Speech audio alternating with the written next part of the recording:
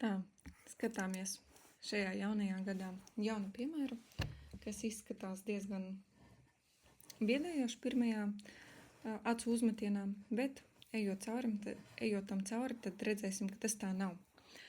Ko mēs redzam? Reizinājums dot viennieku, tas nozīmē, ka abi reizinātāji ir savstarpēji apgriezti skaitļi.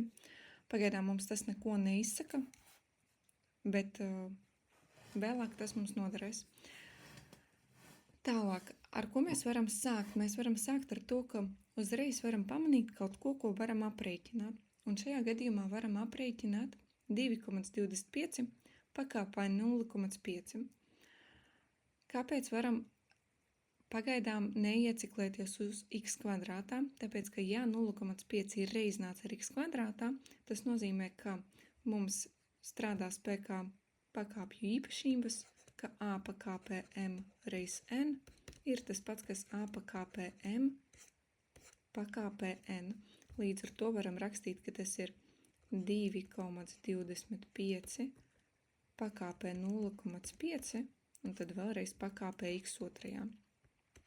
Reiz pārējo pārakstu, un divītās pakāpes sakne no 2/3 ir 1. Tālāk, 2,25 pakāpē 0,5. Kas ir pakāpe 0,5? Pakāpe 0,5 ir tas pats, kas kvadrātsakne. Tātad a 0,5 ir tas pats, kas sakne no a. Šajā gadījumā tas nozīmē, ka sakne no 2,25 x otrajā 2/3 ir 1.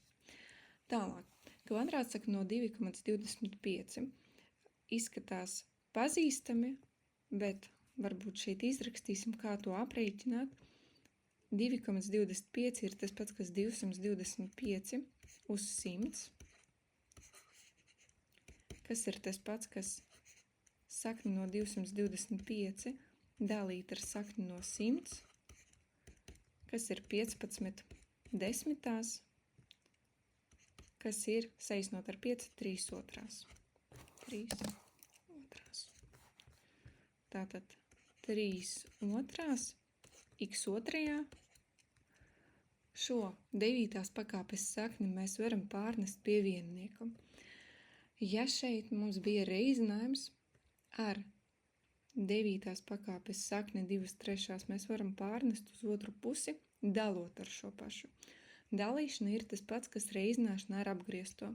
Tātad mēs varam rakstīt, ka tas ir 1 reiz un reizinam ar apgriezto. Apgrieztais šajā gadījumā ir 3 otrās.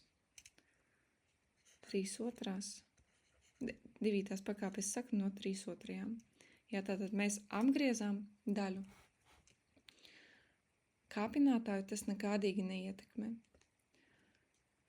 Tālāk, 1 reiz vieninieks, protams, ka pazūd, tāpēc, ka 1 ir identitātes elements reizināšanā. Tad šeit paliek devītās pakāpes sakne no 3 otrās. Un šeit ir 3 otrās x otrajām. Ok, mēs redzam, ka mums ir 3 otrās, vienīgi labajā pusē mums ir sakne. Varētu kaut ko izdarīt ar to sakni. Var atcerēties n-tās pakāpes saknes īpašību.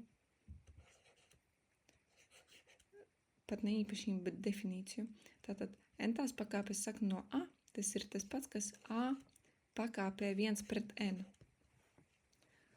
Mūsu gadījumā labā puse var tikt pārakstīta kā 3 otrās pakāpē 1/9. Un kreisā puse paliek tāda pati. Tā kā mums ir identitāte, ja mums ir vienādība, tas nozīmē, ka, ja bāzes ir vienādas, tad arī kāpinātāji ir vienādi. Mūsu gadījumā x otrajā ir 1/9. Ja x otrajā ir 1/9, mēs varam paņemt kvadrātsakni no abām pusēm, lai tiktu vaļā no kvadrāta pie x un iegūt, ka x ir plus mīnus kvadrātsakni no 1/9. Kas ir tas pats, kas plus mīnus 1/3. Tad varam pierakstīt atbildi, ka x ir plus mīnus 1/3. Tāds lūk piemērs. Rakstiet, vai viss ir skaidrs, vai arī kāds no soļiem prasa detalizētāku skaidrojumu. Un tad paldies jums par uzmanību. Atā!